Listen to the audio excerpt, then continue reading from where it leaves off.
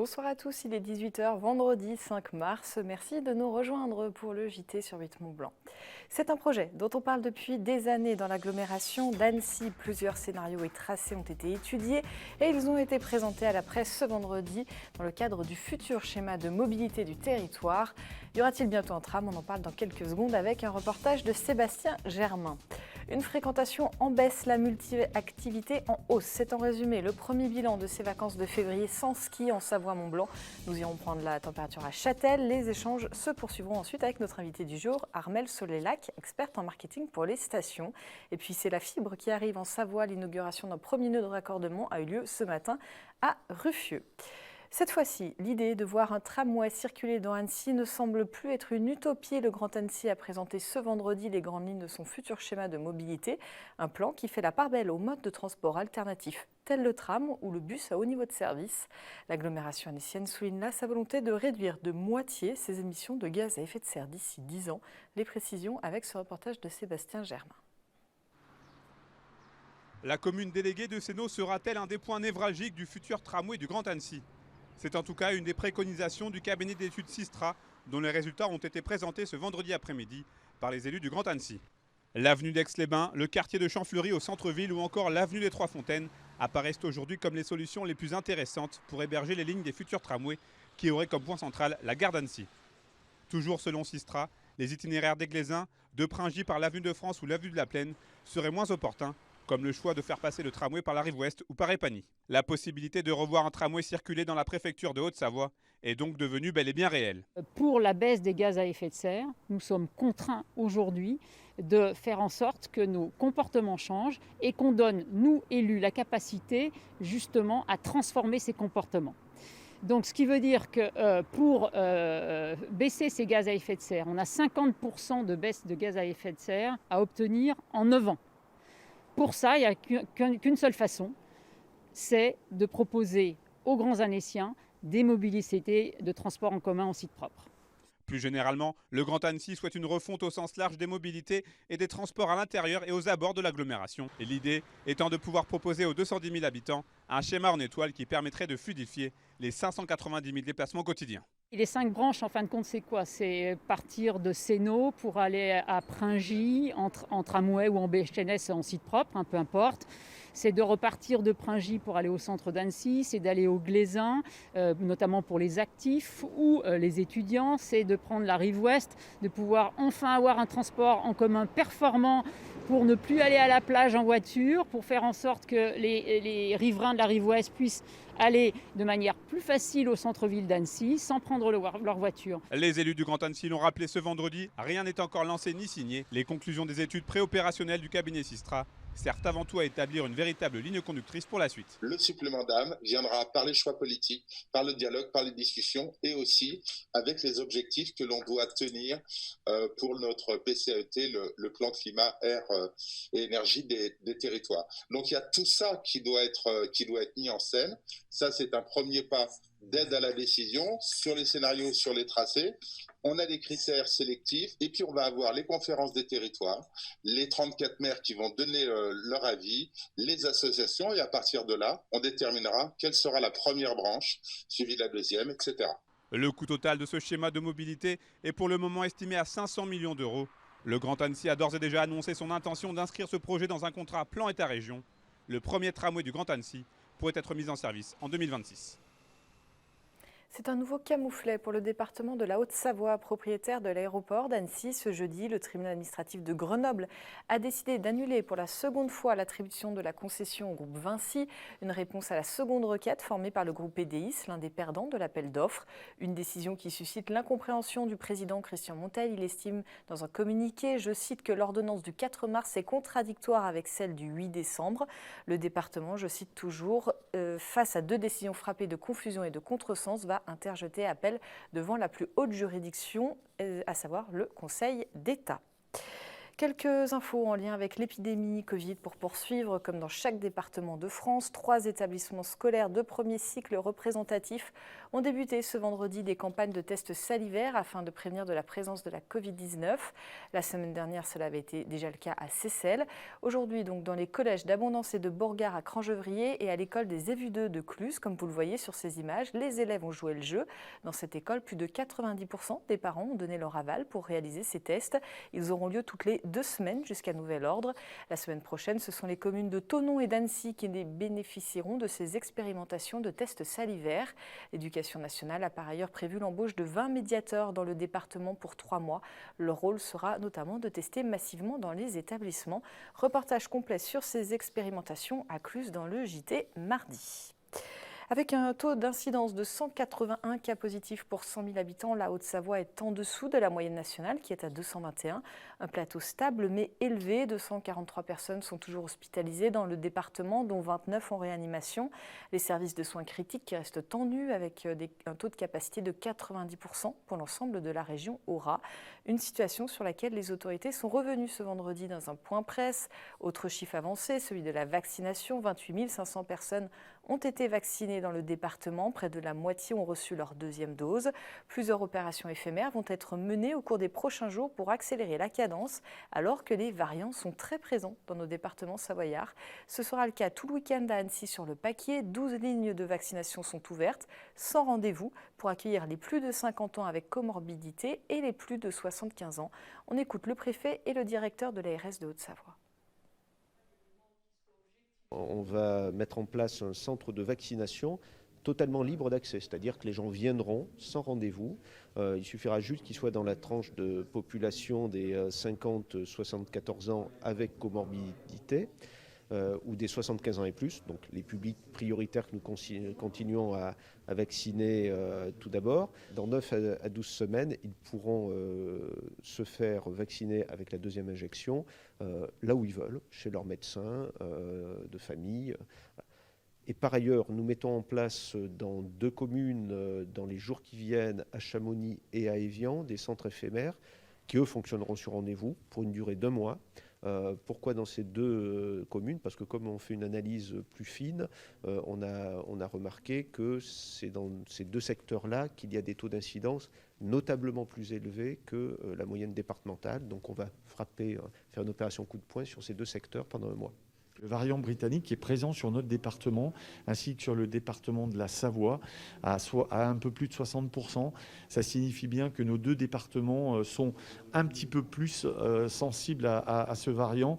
Alors pour des raisons qu'on ne saura expliquer bien évidemment, mais on sait que ce variant a tendance à se répandre très vite et par conséquent nous menons vraiment des actions également de dépistage. On va les mener, ces actions de dépistage, en les ciblant sur la fameuse carte qui semble bien montrer des micro-territoires un peu plus touchés que les autres.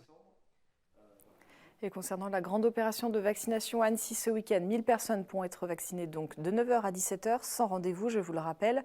Une trentaine de médecins se sont déjà portés volontaires pour réaliser les injections du vaccin AstraZeneca. Si vous êtes éligible au vaccin, munissez-vous de votre carte vitale et d'une pièce d'identité. Les 9 autres centres de vaccination du département restent ouverts. Les vacances d'hiver touchent à leur fin alors que les derniers vacanciers profitent des tout derniers jours de congé. En station, c'est l'heure du premier bilan. À Châtel, il est plutôt mitigé. La station, essentiellement tournée vers le ski alpin d'ordinaire, a renforcé ses autres activités. Les pertes financières sont importantes, mais les professionnels du tourisme se félicitent tout de même d'avoir maintenu un peu de vie sur le domaine. Victoria Lopez a slalomé entre les lugeurs et les jeunes skieurs du côté de Pré-la-Joux. Reportage. Une station-village à moitié pleine, mais un domaine vivant. Pendant ces congés d'hiver, le taux de fréquentation de Châtel a oscillé entre 30 et 60%. Rien à voir avec une saison ordinaire, mais ici on a redoublé d'efforts pour combler les vacanciers présents. Un pari visiblement réussi. On pratique des activités qui sont différentes de celles qu'on pratique d'habitude. On fait beaucoup plus de luge avec les enfants. Hier on a fait de la rando, on a vu des coins absolument magnifiques. On découvre la montagne autrement en fait. Et c'est sympa aussi. C'est moins sportif, c'est moins physique, c'est moins lever 7h du matin pour être sur les pistes à l'ouverture, etc. C'est plus pépère, mais c'est sympa, c'est très sympa. On s'est dit que ça ferait du bien quand même de prendre un peu l'air, de voir la montagne. Et puis les enfants, ils arrivent quand même à skier un petit peu, donc voilà, ça fait quand même du bien. C'est les vacances de toute façon, c'est toujours bien. Si les vacanciers arrivent presque à oublier la fermeture des remontées, les chiffres, eux, sont sans appel. Pour gérer le côté social, humain et c'est du bonheur pour tout le monde parce qu'on arrive à faire des choses. Le côté financier, eh bien on attend effectivement l'État qui doit nous donner quelques indemnités. Voilà, on a les PGE, on a les choses comme ça. On fait de notre mieux pour respecter, payer nos salariés pour ceux qui sont au travail, avancer à l'État, donc à la directe, les salaires pour ceux qui sont au chômage partiel.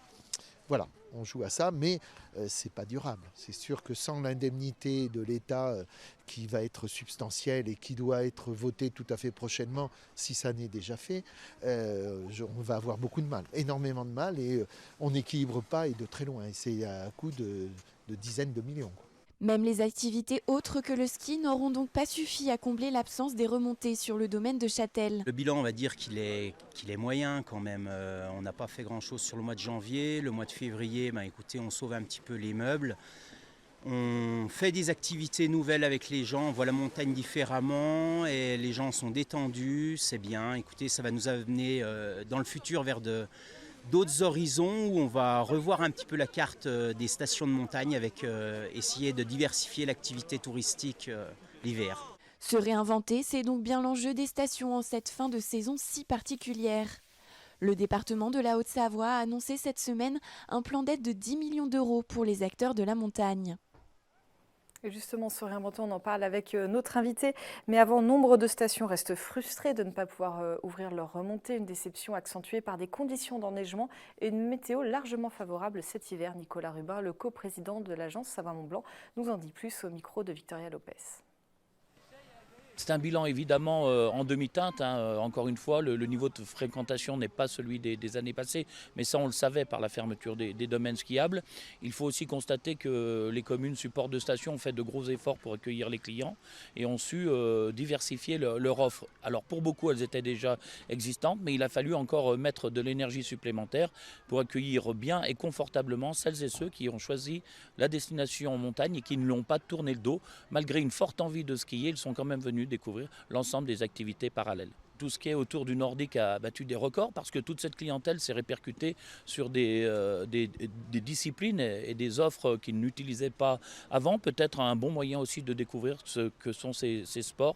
Évidemment, à l'endroit où ça fait mal pour certains, ça fait du bien aux autres, mais l'essentiel c'est de faire connaître la montagne dans toute sa diversité. Et je crois que c'est plutôt le message qu'il faut retenir de cette saison d'hiver très particulière avec un enneigement exceptionnel, des conditions météo parfaites. En tout cas, notre volonté à nous, c'est de revoir partir les clients de leur destination séjour pour retourner chez eux avec le sourire et puis une certaine envie de revenir très vite. Et on poursuit nos échanges avec notre invitée, Armelle Solelac. Vous êtes la dirigeante de Switch, consultante en marketing pour les domaines skiables. Merci d'être sur le plateau du JT. Alors on l'a vu là à Châtel et avec l'interview de Nicolas Rubin, on parle vraiment de bilan contrasté pour cet hiver exceptionnel. Oui, tout à fait. Je crois qu'il faut bien comprendre la différence entre le taux de fréquentation et les rentrées en termes de chiffre d'affaires. On voit qu'on peut avoir une belle fréquentation et pour autant peu de rentrées d'argent. Et ça, c'est la grosse leçon, je crois, de cet hiver. Ça a quand même été une bonne surprise, cette fréquentation dans nos stations cet hiver ? Pour certains, je pense que ça l'a été effectivement. Après, il y a quand même des très grosses disparités entre les typologies de stations. On voit bien que les stations village et celles qui sont à basse et moyenne altitude ont beaucoup mieux résisté que les stations de haute altitude, notamment parce qu'elles ont moins de diversification de leurs activités à proposer. Savoie-Mont-Blanc Tourisme nous a envoyé là, les derniers chiffres. On est autour d'une fréquentation de taux d'occupation des hébergements marchands autour de 30% contre 80% habituellement. À noter quand même la très bonne performance des Gîtes de France qui sont autour de 80% de remplissage. Il y a des leçons à tirer de ce qui s'est passé au cours de ces dernières semaines, alors en termes d'activité, mais aussi par exemple d'hébergement, de propositions plus générales. Oui, alors bon, déjà la première chose à savoir, c'est que je pense qu'il faudrait que le gouvernement fasse davantage confiance aux professionnels de la montagne qui, dans leur ensemble, avaient déployé et ont déployé des dispositifs absolument remarquables pour accueillir dans les meilleures conditions les vacanciers. Et on voit que les hébergements en particulier ont fait des efforts spécifiques. Donc ça, c'est plutôt encourageant et je crois que c'est ce qu'il faut que les gens retiennent, c'est qu'on a la capacité de les accueillir dans les meilleures conditions sanitaires, mais aussi avec un accueil qui est tout à fait convivial et même jovial. Oui, ce qui ressort beaucoup, c'est que les gens, c'est pas du tout le même rythme, c'est beaucoup plus cool. Victoria, dans son reportage à Châtel, parlait de se réinventer. Est-ce que la fin, pour les stations qui visaient vraiment sur le tout-ski, est-ce que c'est la fin du tout-ski? Est-ce qu'il y a une bascule qui va se faire très rapidement? Alors, très rapidement, c'est pas forcément souhaitable. En général, les bascules rapides, elles sont dangereuses. Par contre, il faut qu'elles se fassent, ça c'est certain. Et on n'a pas attendu la crise. Les crises, d'une manière générale, elles ne révèlent pas les problèmes, ils sont déjà là. Simplement, elles vont accélérer la mise en lumière qu'on va avoir sur ces problèmes. Et en l'occurrence, les stations de montagne, notamment de basse et moyenne altitude, elles n'avaient pas attendu la crise pour se remettre en question. Et c'est d'ailleurs pour ça qu'elles résistent mieux cette année. Et peut-être que les stations de plus haute altitude vont, elles, devoir se poser plus rapidement que ce qu'elles auraient aimé les questions liées à leur diversification. Mais ce qui est certain, c'est qu'on voit bien que cette question de la diversification des activités, des rythmes, des vacances est essentielle et qu'ils doivent être adressés le plus vite possible par les dirigeants des stations de montagne. Là, tout le monde est d'accord pour se réinventer, pour discuter, pour imaginer de nouveaux modèles. Est-ce que ce sera encore le cas lorsque les remontées, alors cette année ou plus probablement l'année prochaine, vont retourner? Est-ce que chacun ne va pas retourner dans ses petites habitudes finalement?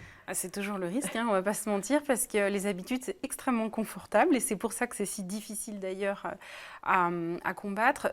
Cela dit, on a un autre défi qui est presque plus important en termes de nécessité pour notre planète, qui est quand même celui du changement climatique, qui s'impose à nous à un rythme peut-être un peu plus lent que celui de la pandémie, mais il est quand même bien là. Et c'est aussi pour ça que les stations de montagne se sont interrogées sur leur avenir et la manière de développer leur business dans les années qui viennent. Et celui-ci, eh bien, on ne pourra pas y échapper non plus. Donc, en l'occurrence, je crois que certes, il y aura peut-être un retour vers une forme de confort, mais la réflexion et le travail pour passer vers d'autres business models, lui, il est déjà amorcé et il ne va pas s'arrêter sous prétexte qu'on reprend un rythme plus classique. Vous avez réalisé plusieurs fois le tour du monde des stations. Est-ce que certains pays, certains domaines skiables se sont réinventés plus vite que les domaines skiables français? Oui, on voit aussi bien en Amérique du Nord, pour des raisons essentiellement financières d'ailleurs, ou plus proche de nous, en Suisse, en Autriche ou en Scandinavie, des stations de montagne qui sont principalement des stations de moyenne altitude, qui ont complètement changé leur business model et pour certaines, dont on voit qu'elles sont plus rentables l'été que l'hiver. Donc c'est assez intéressant de voir comment elles ont procédé. Et souvent, c'est lié à un travail sur la gouvernance, c'est-à-dire la capacité à mettre autour de la table l'ensemble des parties prenantes d'une station de montagne. Donc les élus, bien sûr, mais tous les hébergeurs, les sociétés d'exploitation de remontées mécaniques et toutes les entreprises, d'une manière générale, qui sont sur le territoire, les résidents principaux, les résidents secondaires, pour autodéterminer l'avenir qu'elles souhaitent avoir au moins d'un point de vue touristique, et du coup prendre les décisions qui sont importantes pour elles, parfois qui s'imposent à elles aussi. Donc c'est possible. C'est possible, ça marche. Par contre, c'est difficile et ça prend du temps et il faut comprendre qu'on n'atteint pas une rentabilité tout de suite. En général, il faut attendre 4 à 5 ans. Donc, il faut être très courageux pour mettre en œuvre ces décisions-là dans la durée. Et très rapidement, puisque la crise a aussi révélé certaines tendances, peut-être accélérées, le télétravail en station, on l'évoquait en début de semaine dans notre journal, il y a certaines stations qui misent aussi sur ça, pour que les gens viennent s'installer dans les stations et implanter des habitants à l'année. Tout à fait. Alors, on a vu une très belle opération de la Clusa avec un hébergeur, ou en tout cas une plateforme de mise en relation d'hébergement donc près d'ici, la Clusa. Mais on voit aussi des stations comme Saint-François-Longchamp en Savoie qui se lancent dans cette veine-là. Briançon, un espace de co-living qui est très intéressant, donc à proximité de Serre-Chevalier. Courchevel aussi a lancé une grosse opération avec moins 40% pour les personnes qui souhaitent venir sur des séjours longs pour faire du télétravail. Donc c'est vraiment intéressant de voir tout ce qui se développe et qui est forcément en lien avec les conditions d'hébergement, les conditions de travail. Donc encore pas mal de choses à voir dans nos stations de montagne. Merci beaucoup Armelle Solélac d'être venue sur notre plateau. On vous avait reçu il y a quelques mois pour votre livre Management et Marketing des stations de montagne. La deuxième édition vient de sortir puisque la première a plutôt bien marché. Et du coup, vous avez ajouté cette troisième partie sur les mois qu'on vient de vivre. Donc voilà, ça se passe du côté des éditions Presse universitaire du sport. Merci beaucoup. Merci à vous. C'est une bonne nouvelle pour de très nombreux Savoyards, surtout lorsqu'on parle télétravail. La fibre optique va devenir une réalité pour 818 foyers raccordés au cœur de la Chautagne. Tout premier nœud de raccordement optique a été inauguré ce matin dans la commune de Ruffieux. Le premier d'une longue série, comme nous l'explique Emmanuel Jaude. Par un geste solennel, la fibre optique débarque en Savoie. Car derrière ces murs sont déployées les premières prises du département compatibles avec la fibre. Un nœud de raccordement optique qui desservira plusieurs milliers de foyers.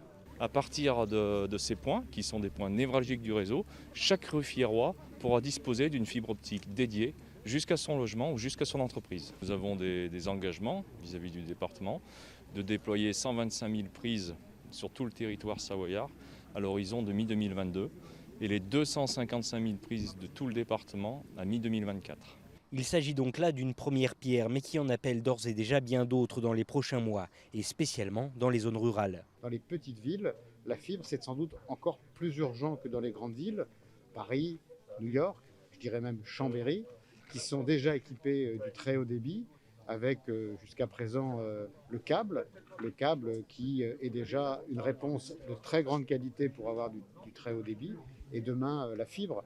Mais ici à Ruffieux, on va passer quasiment de rien à la fibre, et ça va changer le quotidien, pas simplement pour les loisirs, pour la télévision, pour la nouvelle façon de consommer la télévision en replay, mais aussi pour la vie professionnelle, puisqu'aujourd'hui tous les Français se voient cantonnés chez eux pour travailler à la demande de leur entreprise. Faut-il encore avoir du très haut débit ? Des travaux dans l'air du temps et, il faut le noter, sans aucune subvention publique. Aujourd'hui, ce moment symbolique est très important. On le fait ici en Chautagne, mais on aurait pu le faire ailleurs, dans d'autres secteurs du département où les mêmes travaux sont en train d'être effectués. Mais nous avons confiance, tout simplement, parce que l'entreprise qui investit sur ses fonds propres, plus de 300 millions d'euros sur le territoire savoyard, doit le faire le plus rapidement possible pour avoir le plus rapidement possible des abonnés au bout de la ligne. Desservant autant les logements que les sites publics et les entreprises, ces prises seront ouvertes à la commercialisation via les opérateurs de services à partir du deuxième trimestre 2021. Et j'ajoute que les 255 000 prises raccordables à la fibre en Savoie devraient être équipées d'ici 2024. Et puisqu'on est en Savoie, on vient de recevoir l'info, on parlait en début de journal des centres éphémères de vaccination, notamment d'Annecy ce week-end. Et bien en Savoie, 2 centres de vaccination éphémères vont ouvrir donc ce week-end à Yenne et à Modane pour permettre la vaccination.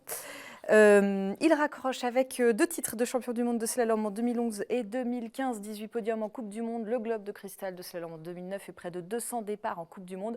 Le slalomeur de Valloire, Jean-Baptiste Grange, a décidé de raccrocher les skis. On l'a appris aujourd'hui, c'est la fin de ce journal. Merci de votre fidélité à l'info sur Rythme Blanc. Merci à toute l'équipe. Dans un instant, c'est la météo de Thierry Paume. Juste après votre rendez-vous du vendredi, en tête-à-tête, Victoria Lopez a rencontré le capitaine Jérôme Toul, alias Chouss, le pilote d'avion de chasse et l'ambassadeur du Rafale pour l'armée de l'air. Lundi 8 mars, la rédaction vous propose un journal spécial consacré à la journée de lutte des femmes pour l'égalité des droits. Un journal qui mettra en avant la richesse des femmes de notre territoire. Passez une très belle soirée, un week-end plein de douceur.